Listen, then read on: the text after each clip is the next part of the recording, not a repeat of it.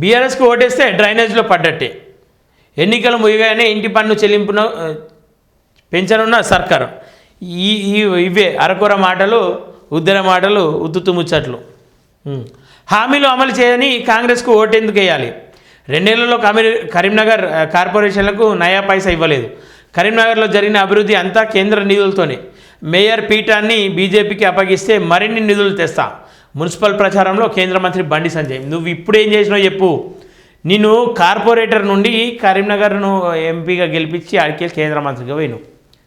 అసలు నీ కార్పొరేట్ గల్లీలో చక్కగా తెలియనటువంటి వ్యక్తివి ఇలా ఢిల్లీ దాకా పోయినావు. అంటే కారణం బీజేపీ పక్కన పెడితే ప్రజల నమ్మకం. అరే ఏదో చేస్తాడు, ఈ లోకల్ పార్టీలను ఎన్ని రోజులు గెలిపిద్దాం, ఈయన ఏదో చేస్తాడు, ఒకసారి అవకాశం ఇద్దాం, ఏముంది పోయేదేముంది, ఎంతోమందిని దొంగలను చూసినాం, మరొకరికి అవకాశం ఇద్దామని నీకు అవకాశం ఇస్తే ఇలా నువ్వేం చేస్తున్నావు? ఈ పేపర్ స్టేట్మెంట్లు పాస్, మైక్ ఇచ్చిన సమస్యలు, నీ పార్లమెంట్ సమస్యలు మాట్లాడు బాబు అని చెప్పేసి ఇస్తే పాస్. Item number 6 pass. ఇదే రాష్ట్రంలో మున్సిపల్ ఎన్నికలు ముగిసిన వెంటనే ఇంటి పన్ను పెంచి ప్రజల నడ్డి విరిచేందుకు కాంగ్రెస్ సర్కార్ సిద్ధమైందని కేంద్ర హోంశాఖ సహాయక మంత్రి బండి సంజయ్ చెప్పారు. ఆ మేరకు ప్రతిపాదనలు కూడా సిద్ధమయ్యాయన్నారు. 6 గ్యారంటీలతో పాటు ప్రజలకు ఇచ్చిన హామీలను అమలు చేయని కాంగ్రెస్ ఎందుకు ఓటేయాలని ప్రశ్నించారు. మేము కూడా అదే అంటూ ఉన్నాం. అసలు ఇప్పటి వరకు బీజేపీని గెలిపిస్తే ప్రజలకు ఏం మేలు చేయని, ప్రజల కోసం మాట్లాడనటువంటి బీజేపీకి మున్సిపల్ ఎన్నికల్లో ఎందుకు ఓటేయాలి? మున్సిపల్ ఎన్నికల్లో ఎందుకు ఓటేయాలి? ఏం చేసిరని ఓటేయాలి? ఏం బడగొట్టిరని ఓటేయాలి? ఏం కట్టలు కట్టిరని ఓటేయాలి? ప్రజలు మీరు సమాధానం చెప్పాలి.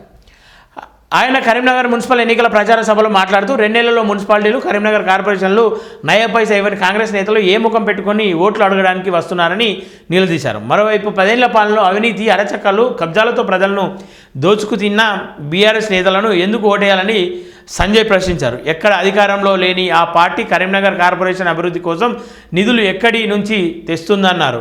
పొరపాటున బీఆర్ఎస్ ఓటేస్తే డ్రైనేజీలో పడ్డట్లేనని చెప్పారు.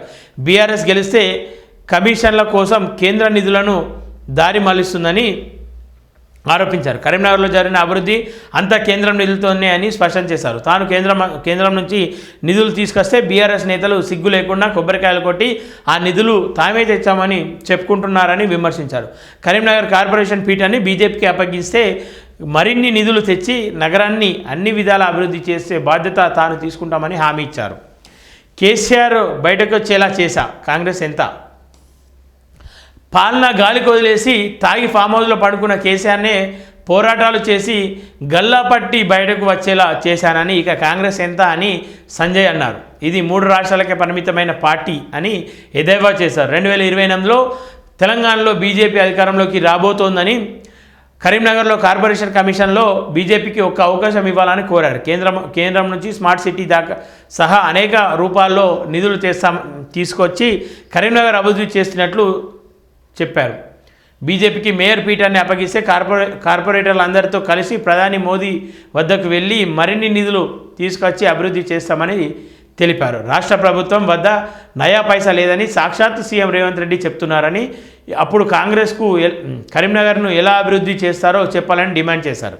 ఓట్ల కోసం వచ్చే కాంగ్రెస్ నేతలను గ్యారంటీలపై నిలదీయాలని ప్రజలకు పిలుపునిచ్చారు. కబ్జాలకు పాల్పడి జైలుకు పోయిన వాళ్ళలో సగం మందికి బీఆర్ఎస్లో టికెట్లు ఇచ్చారని, వాళ్ళకు ఓటేసే జనం జాగలతో పాటు పుస్తెల తాళ్ళు కూడా గుంజుకుపోతారని చెప్పారు. తాను నిధులు తీసుకురాకుంటే గంగుల కమలాకర్, వినోద్ కుమార్ అడ్డగోలు మాట్లాడుతున్నారని, కరీంనగర్ కోసం ఎన్ని నిధులు తీసుకొచ్చారని వివరాలతో 5 లక్షల పుస్తకాలు ఇంటింటికి పంపుతానని తెలిపారు.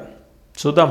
బీజేపీ అభ్యర్థులపై అవినీతి ఆరోపణలు లేవు. బీజేపీ అభ్యర్థుల మీద అవినీతి ఆరోపణలు లేవని, కబ్జాల చరిత్ర లేదని సంజయ్ చెప్పారు. కరీంనగర్ కోసం నిరంతరం కష్టపడుతున్నారు.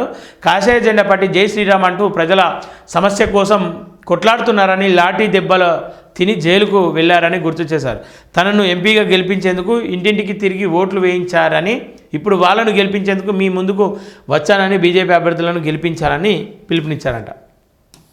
సరే, సంతోషం, మంచిదే, అది తప్పులేదు. గెలిపించుకోవాలి. మిమ్మల్ని నమ్ముకొని మీ పార్టీ కోసం మీకోసం కష్టపడే వాళ్ళను గెలిపించాల్సిన బాధ్యత మీ ఉంది సంజయ్ అన్న. కానీ ఒకటి గుర్తుంచుకోరి, కానీ ఒకటి గుర్తుంచుకోరి, దానికంటే ముందు ఎంపీలుగా మిమ్మల్ని గెలిపించి దాదాపు ఏడాదిన్నర్థం గడిచిపోతూ ఉంది కదా, మరి మీరేం చేసిర్రు? మీరేం చేస్తూ ఉన్నారు? నిధులు తెచ్చామన్నారు కదా, నిధుల పుస్తకాలు రిలీజ్ చేస్తామన్నారు కదా, ఎస్ రిలీజ్ చేయండి. మేము ఇది తీసుకొచ్చాం తెలంగాణ కోసం. నువ్వు కరీంనగర్కి అంకితంగా తెలంగాణకు అంకితం. కేంద్ర మంత్రివి, కరీంనగర్లో గెలిచినామని చెప్పేసి ఇవ్వలేదు. తెలంగాణ నుండి కేంద్ర మంత్రి పదవి ఇవ్వాల్సిన బాధ్యత ఉన్నప్పుడు మీకు ఇచ్చిర్రు. సో మీరు మాట్లాడాలి, నోరు తెలవాలి, మౌనం వీడాలి, బయటకు రావాలి. మీరు ఏం చేసారు? బయటకు రిలీజ్ చేయరు. 5 లక్షల పుస్తకాలు అన్నారు కదా, పీడిఎఫ్లో ఒకటే పెట్టుర్రి, పీడిఎఫ్ పెట్టుర్రి, అందరు షేర్ చేసుకుంటారు.